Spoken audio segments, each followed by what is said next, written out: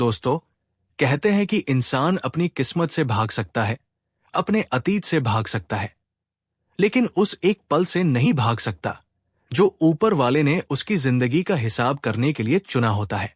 आज की कहानी एक ऐसे ही सफर की है जो शुरू तो हुआ था एक प्रमोशन की खुशी के साथ, लेकिन खत्म हुआ एक ऐसे मोड़ पर जहां जिंदगी के सारे फैसले छोटे पड़ गए। रात के ठीक 1:63 बज रहे थे।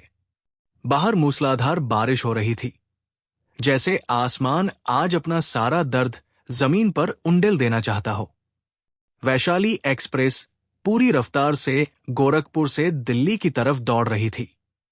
ट्रेन के फर्स्ट एसी बोगी में सन्नाटा था, सिवाय उस हल्की हमिंग साउंड के जो एसी से आ रही थी। सीट नंबर 1 पर बैठी थी जज काव्या सिंह। 42 साल की काव्या, जिला जज। सख्त चेहरा, आंखों पर मोटा चश्मा और बदन पर लिपटी एक कीमती कश्मीरी शॉल। उनके सामने टेबल पर कुछ फाइल्स खुली थी और पास ही एक डायरी रखी थी। दिल्ली में उनका प्रमोशन होने वाला था, शायद हाई कोर्ट में ट्रांसफर। ये वो मुकाम था जिसके लिए उन्होंने अपनी पूरी जवानी, अपनी खुशियां, यहां तक कि अपना घर भी दांव पर लगा दिया था। सामने वाली बर्थ पर उनका पीए और बाहर कॉरिडोर में उनका गनमैन गहरी नींद में थे, लेकिन काव्या की आंखों में नींद का नामो निशान नहीं था। वो खिड़की के कांच पर सिर टिकाए बाहर के अंधेरे को घूर रही थी। बाहर बिजली कड़की और उस एक पल की रोशनी में काव्या को कांच में अपना चेहरा नजर आया। उसी पल ट्रेन की रफ्तार के साथ साथ उनके दिमाग में यादों की रील भी घूमने लगी। 10 साल, पूरे 10 साल हो गए थे उस बात को। काव्या को आज भी वो आखिरी रात याद थी। वो मंजर जब उसने अपने पति रवि के मुंह पर तलाक के कागज फेंकते हुए कहा था, रवि, प्यार से पेट नहीं भरता, तुम्हारी ये क्लर्क वाली नौकरी और ये ईमानदारी का चोला, मुझे ये सब नहीं चाहिए। मुझे आसमान छूना है और तुम मेरे पैरों की वो बेड़ी हो जो मुझे उड़ने नहीं दे रही। तुम्हारी सोच बहुत छोटी है रवि, तुम जिंदगी भर इसी 2 कौड़ी के क्वार्टर में सड़ते रहोगे, लेकिन मैं तुम्हें दिखाऊंगी कि कामयाबी क्या होती है। रवि ने उस रात कुछ नहीं कहा था, बस खामोशी से उन कागजों पर दस्तखत कर दिए थे और घर छोड़कर चला गया था।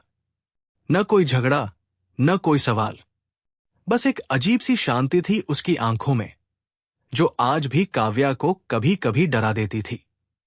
अचानक एक जोरदार झटके के साथ ट्रेन की रफ्तार धीमी होने लगी। काव्या का ध्यान टूटा, शायद कोई सिग्नल नहीं मिला था। ट्रेन धीरे धीरे रेंगते हुए एक छोटे सुनसान स्टेशन पर आकर खड़ी हो गई। रात के 2 बज रहे थे। स्टेशन का नाम शायद गोंडा और बाराबंकी के बीच का कोई छोटा कस्बा था। बोर्ड अंधेरे में ठीक से दिख नहीं रहा था। प्लेटफॉर्म पर सन्नाटा था, बस बारिश की बूंदों के टीन शेड पर गिरने की आवाज आ रही थी। टप टप टप। काव्या ने एक लंबी सांस ली, ऐसी की ठंडक अब उसे चुभने लगी थी।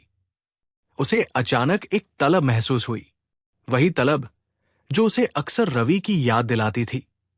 अदरक वाली कड़क चाय। जब वे साथ थे तो रात बेरात रवि उसके लिए ऐसी ही चाय बनाता था। उसने अपने पिए को जगाने के लिए हाथ बढ़ाया, लेकिन फिर रुक गई। बेचारा दिन भर का थका है, उसने सोचा। फिर उसने गनमैन की तरफ देखा जो बाहर स्टूल पर ऊँग रहा था। काव्या के अंदर का जज कह रहा था कि सुरक्षा के लिहाज से नीचे उतरना ठीक नहीं है, लेकिन उसके अंदर की अकेली औरत उस बारिश और खुलेपन को महसूस करना चाहती थी। उस बंद कूप का सन्नाटा उसे खाने को दौड़ रहा था। उसने अपनी शॉल को कसकर लपेटा, पर्स उठाया और धीरे से स्लाइडिंग डोर खोला। गनमैन की आंख खुली। उसने हड़बड़ाकर पूछा, मैडम, कुछ चाहिए? काव्या ने हाथ के इशारे से उसे रोका और दबी आवाज में कहा, नहीं, तुम बैठो। सिग्नल रेड है, शायद टाइम लगेगा। मैं बस जरा हवा खाने नीचे उतर रही हूं। मेरे साथ आने की जरूरत नहीं है। गनमैन कुछ बोलता, उससे पहले ही काव्या अपनी रौबीली चाल के साथ ट्रेन के दरवाजे की तरफ बढ़ गई। जैसे ही उसने ट्रेन से प्लेटफॉर्म पर कदम रखा, ठंडी हवा के झोंके ने उसके चेहरे को छुआ। स्टेशन लगभग वीरान था। पीली स्ट्रीट लाइट्स बारिश में धुंधली दिख रही थी। दूर प्लेटफॉर्म के उस छोर पर एक अकेली चाय की टपरी जल रही थी। वहां से भाप उठती दिखाई दे रही थी। काव्या के कदम अपने आप उस तरफ बढ़ गए। उसे क्या पता था कि वो चाय की टपरी की तरफ नहीं, बल्कि अपने अतीत के उस पन्ने की तरफ बढ़ रही है जिसे वो 10 साल पहले फाड़कर फेंक चुकी थी। प्लेटफॉर्म पर सन्नाटा इतना गहरा था कि काव्या की सैंडल की टिक टिक किसी हथौड़े की तरह गूंज रही थी। बारिश की हल्की फुहारें टिन की छत पर गिर रही थी, जिससे एक अजीब सी उदासी भरा संगीत पैदा हो रहा था। काव्या अपनी महंगी शॉल को कसते हुए उस टपरी के करीब पहुंची। टपरी बिल्कुल साधारण थी, बांस और तिरपाल से बनी, जिस पर एक पुराना सा बल्ब टिमटिमा रहा था। अंदर से इलायची और अदरक के उबलने की महक आ रही थी। वो महक जो काव्या के दिमाग के किसी कोने में दबी एक पुरानी याद को कुरेदने लगी। उसे याद आया कि कैसे शादी के शुरुआती दिनों में रवि ठीक ऐसी ही महक वाली चाय बनाता था। दुकानदार की पीठ काव्या की तरफ थी। वो एक पुराने स्टोव पर दूध उबाल रहा था।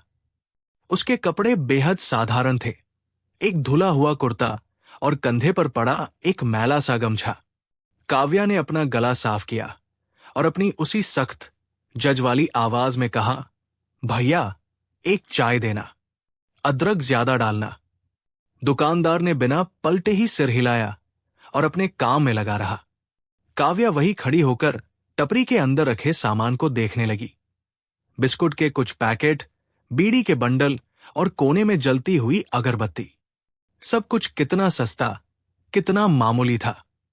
उसके मन में एक ख्याल आया, शुक्र है मैं इस दुनिया से बहुत दूर निकल आई हूं। तभी दुकानदार ने स्टोव बंद किया। उसने मिट्टी का कुल्हड़ उठाया, उसमें चाय छानी और धीरे से काव्या की तरफ पलटा। लीजिए मैडम। जैसे ही उस दुकानदार का चेहरा बल्ब की पीली रोशनी में आया, काव्या के हाथ जो पर्स को कसकर पकड़े हुए थे अचानक ढीले पड़ गए। उसकी सांस हलक में अटक गई। वो चेहरा, वो आंखें, वक्त ने उस चेहरे पर झुर्रियों का जाल बुन दिया था। दाढ़ी के बाल खिचड़ी हो चुके थे, आंखों के नीचे काले घेरे थे, लेकिन वो मुस्कान, वो ठहराव, वो वही था रवि, काव्या का पूर्व पति।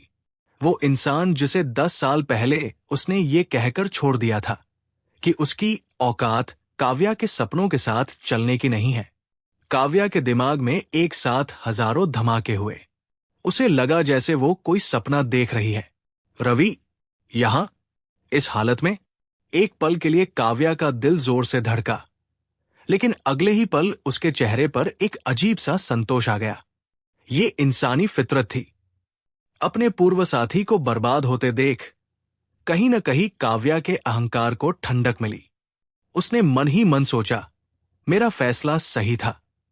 अगर मैं इसके साथ रहती तो आज मैं भी शायद इसी टपरी पर बर्तन धो रही होती। मैंने कहा था रवि, तुम जीवन में कुछ नहीं कर पाओगे, और देखो आज तुम कहाँ हो और मैं कहा। काव्या अपनी इस जीत के एहसास में डूबी ही थी कि रवि ने कुल्हड़ उसकी तरफ और आगे बढ़ाया। काव्या को उम्मीद थी कि रवि उसे देखकर चौंक जाएगा, शायद शर्मिंदा होगा, अपनी नजरें झुका लेगा या फिर हद से उसका नाम पुकारेगा, काव्या। लेकिन ऐसा कुछ नहीं हुआ। रवि की आंखों में न तो कोई पहचान का भाव था, न कोई शिकवा और न ही कोई शर्मिंदगी। वो ऐसे देख रहा था जैसे काव्या कोई आम मुसाफिर हो। गरम है मैडम, संभल कर, रवि ने बेहद शांत आवाज में कहा। ये शब्द काव्या के कानों में पिघले हुए शीशे की तरह उतरे। मैडम? उसने काव्या को पहचाना नहीं, या पहचानने से इनकार कर रहा है। 10 साल का वक्त इतना भी लंबा नहीं होता कि इंसान अपने जीवन साथी का चेहरा भूल जाए। काव्या का हाथ कांपते हुए कुल्हड़ की तरफ बढ़ा। उनकी उंगलियां एक पल के लिए टकराईं। रवि का हाथ सख्त और खुरदरा था, मेहनत मजदूरी करने वाले का हाथ, जबकि काव्या का हाथ मखमली। रवि ने नजरें फेर ली और वापस अपने स्टोव को पोंछने लगा। इस बेरुखी ने काव्या के उस अहंकार को चोट पहुंचाई जो अभी कुछ पल पहले ही फन उठाए खड़ा था। एक जज को नजरअंदाज करना, वो भी एक चाय वाले द्वारा। काव्या से रहा नहीं गया। चाय का एक घूंट भरे बिना ही उसने कुल्हड़ को पास रखे बेंच पर जोर से रखा। सन्नाटे को चीरते हुए उसकी आवाज गूंजी, पहचाना नहीं या पहचानने का नाटक कर रहे हो? रवि। रवि का हाथ रुक गया। टपरी पर जल रहा स्टोव शूशू की आवाज कर रहा था, जैसे आने वाले तूफान का संकेत दे रहा हो। रवि धीरे से पलटा। उसके चेहरे पर अब भी वही अजीब सी शांति थी जो काव्या को बेचैन कर रही थी। उसने काव्या की आंखों में सीधे देखा और मुस्कुराया, एक ऐसी मुस्कान जिसमें हार नहीं थी, बल्कि कुछ और ही था। सवारी आती है, चली जाती है मैडम। रवि ने बहुत धीमे स्वर में कहा, स्टेशन पर चेहरा याद रखकर क्या करूंगा? यहां तो बस गाड़ियों के नंबर याद रहते हैं। काव्या सन्न रह गई। ये जवाब, ये सादगी, ये वो रवि नहीं था जिसे वो जानती थी। वो रवि भावुक था, कमजोर था। ये आदमी, ये पत्थर जैसा शांत था। बारिश अब तेज हो चुकी थी, लेकिन असली तूफान तो अब काव्या और रवि के बीच शुरू होने वाला था। काव्या का ईगो अब उसे चुप रहने की इजाजत नहीं दे रहा था। उसे रवि को यह एहसास दिलाना ही था कि उसने उसे छोड़कर कितना सही किया था। उसे बताना था कि जज साहिबा के सामने उसकी क्या औकात है। लेकिन काव्या नहीं जानती थी कि जिसे वो राख समझ रही है, उसके नीचे कितनी बड़ी आग दबी है। काव्या के कानों में रवि की वो बात पिघले हुए शीशे की तरह उतरी। सवारी आती है, चली जाती है। उसने कुल्हड़ को इतनी जोर से भींचा कि उसकी उंगलियां सफेद पड़ गई। उसके अंदर का जज, उसका वो रुतबा जिसे उसने पिछले 10 सालों में अपनी रातों की नींद और सुकून जलाकर हासिल किया था, उसे इस साधारण से चाय वाले की उपेक्षा बर्दाश्त नहीं हो रही थी। काव्या ने एक कदम आगे बढ़ाया। उसकी आवाज में अब वो कड़कपन था जिससे कोर्ट रूम में अपराधी कांप जाते थे। पहचान कर क्या करोगे? शायद शर्मिंदा होने से डर रहे हो। रवि, काव्या ने तंज कसते हुए कहा, देख लिया वत का पहिया? मैंने 10 साल पहले ही कहा था तुमसे, तुम्हारी ये ईमानदारी, ये उसूल, ये तुम्हें कहीं का नहीं छोड़ेंगे। और देखो आज तुम कहाँ हो। एक टूटी हुई टपरी, कालिक पुता चेहरा और 2 रुपए की चाय। और मैं उस जिले की डिस्ट्रिक्ट जज हूं जहां तुम शायद पैर रखने से भी डरोगे। रवि ने चाय छन्नी को पटका नहीं, बल्कि बहुत सलीके से रखा। उसने तौलिए से हाथ पोंछे और पहली बार काव्या की आंखों में देखा। उसकी आंखों में कोई शर्मिंदगी नहीं थी, बल्कि एक अजीब सी चमक थी, जैसे वो काव्या के इस गुस्से को किसी बच्चे की जिद की तरह देख रहा हो।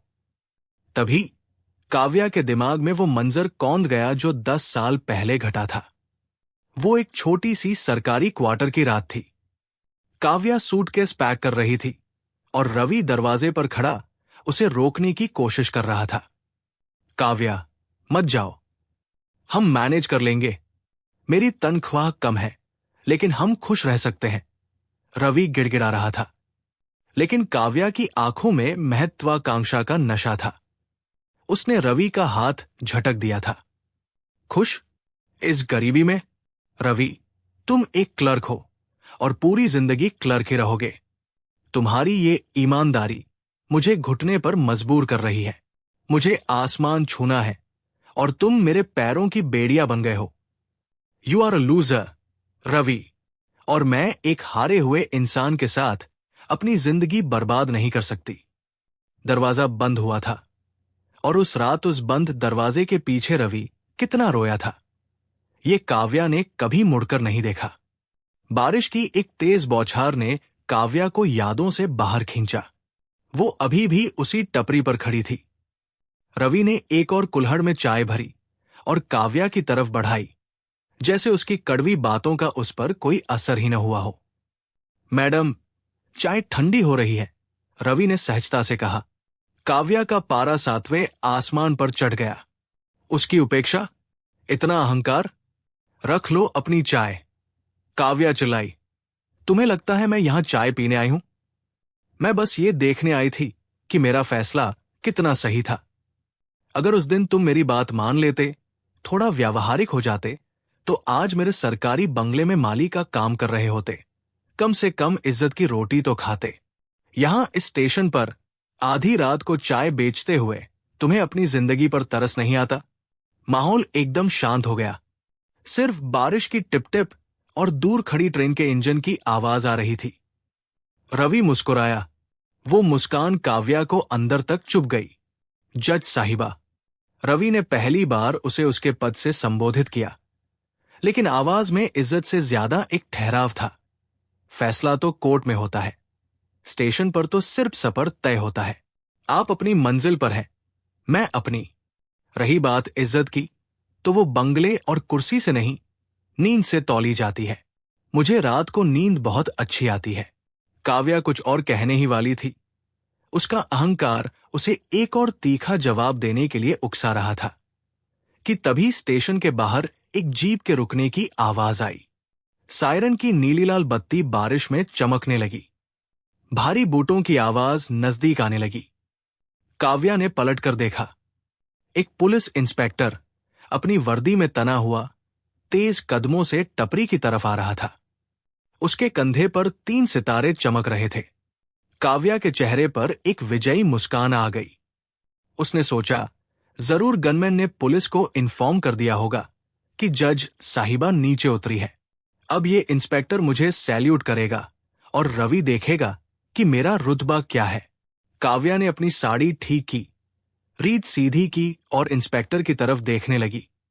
उम्मीद कर रही थी कि अभी एक कड़क जय हिंद मैडम सुनाई देगा। इंस्पेक्टर टपरी के पास पहुंचा, काव्या के पास से गुजरा और सीधा रवि के सामने जाकर रुक गया। काव्या की सांसें अटक गई। उस इंस्पेक्टर ने न तो रवि को डंडा दिखाया, नहीं हड़काया, बल्कि उस वर्दीधारी अफसर ने अपनी केप उतारी और झुककर उस चाय वाले के, उस लूजर रवि के पैर छुए। प्रणाम गुरुजी। इंस्पेक्टर की आवाज में अपार श्रद्धा थी। काव्या पत्थर की मूरत बन गई। उसके हाथ से पर्स लगभग छूट ही गया। एक इंस्पेक्टर एक चाय वाले के पैर छू रहा है और उसे गुरुजी कह रहा है। रवि ने इंस्पेक्टर के कंधे पर हाथ रखा और वैसे ही मुस्कुराया जैसे वो काव्या को देखकर मुस्कुराया था। जीते रहो विजय। इतनी रात को यहां कैसे? बस राउंड पर था सर। देखा आपकी टपरी की लाइट जल रही है तो सोचा आशीर्वाद ले लूं, इंस्पेक्टर ने कहा। फिर उसकी नजर हकी बक्की खड़ी काव्या पर पड़ी। अरे मैडम, आप यहां बारिश में? काव्या के गले से आवाज नहीं निकल रही थी। वो सिर्फ रवि को देख रही थी। वो रवि जो अभी अभी उसकी नजरों में एक नाकामयाब इंसान था, अचानक इस इंस्पेक्टर के लिए भगवान कैसे बन गया? ये तुम्हें गुरुजी क्यों कह रहा है? काव्या ने बड़ी मुश्किल से पूछा। उसकी आवाज कांप रही थी। तुम तो सिर्फ चाय बेचते हो ना? इंस्पेक्टर विजय हैरान होकर काव्या की तरफ पलटा, फिर रवि की तरफ देखा। रवि ने आंखों ही आंखों में उसे कुछ न कहने का इशारा किया, लेकिन विजय की श्रद्धा उसे चुप नहीं रहने दे सकती थी। मैडम, आप शायद नहीं जानती, विजय ने गर्व से रवि की तरफ देखते हुए कहा। ये सिर्फ चाय वाले नहीं हैं। ये वो इंसान हैं जिन्होंने मेरी और मेरे जैसे सैकड़ों अनाथ बच्चों की जिंदगी बनाई है। इस स्टेशन के पीछे जो आसरा अनाथ आश्रम चलता है, ये उसके पिता समान है। और सिर्फ इतना ही नहीं, इंस्पेक्टर ने जो अगला खुलासा किया, उसने काव्या के पैरों तले से जमीन ही खींच ली। कहानी अब एक ऐसे मोड़ पर थी जहां काव्या का जज वाला चश्मा टूटने वाला था और नंगी सच्चाई सामने आने वाली थी। इंस्पेक्टर विजय ने गहरी सांस ली, जैसे वो कोई ऐसा राज खोलने जा रहा हो जिसका बोझ उसके सीने पर बरसों से था। बारिश अब थोड़ी तेज हो गई थी और बूंदों की आवाज स्टेशन के सन्नाटे को चीर रही थी। मैडम, विजय ने रवि की तरफ श्रद्धा भरी नजरों से देखते हुए कहा, दिन में ये चाय बेचते हैं ताकि आसरा के बच्चों का पेट भर सके, और रात में ये उसी दिए की रोशनी में बैठकर उन बेकसूर गरीबों के लिए कानूनी अर्जियां, लीगल ड्राफ्ट्स तैयार करते हैं जिनके पास वकील करने के पैसे नहीं होते। इस शहर के आधे से ज्यादा बेगुनाह अगर आज जेल के बाहर हैं, तो वो इस चाय वाले की बदौलत है। काव्या का दिमाग सुन्न पड़ता जा रहा था। जिस आदमी को उसने नाकामयाब और छोटी सोच वाला कहकर छोड़ा था, वो यहां खामोशी से इंसानियत की सबसे बड़ी अदालत चला रहा था। उसका अहंकार डगमगाने लगा था, लेकिन असली झटका लगना अभी बाकी था। विजय रुका नहीं। शायद रवि की खामोशी उसे चुभ रही थी, या शायद वो उस जज साहिबा को आईना दिखाना चाहता था जो अपनी कुर्सी के गुरूर में एक देवता को भिखारी समझ रही थी। और आप जानती हैं मैडम, गुरुजी ने अपना वकालत का लाइसेंस क्यों छोड़ा? विजय की आवाज थोड़ी सख्त हो गई। 10 साल पहले एक बहुत होनहार महिला वकील पर रिश्वत लेने का एक संगीन इल्जाम लगा था। याद है आपको वो दौर? काव्या के पैरों तले से जैसे जमीन खिसक गई। याद कैसे नहीं होगा? वो उसके करियर का शुरुआती दौर था। एक बड़ी साजिश में उसे फंसाया गया था। अगर वो इल्जाम साबित हो जाता तो न वो कभी जज बन पाती, न ही वकालत कर पाती। उसका पूरा भविष्य दांव पर था। लेकिन फिर अचानक सारे गवाह मुकर गए थे, सबूत गायब हो गए थे और केस रफादफा हो गया था। उसे लगा था कि उसकी किस्मत और उसकी काबिलियत ने उसे बचाया है।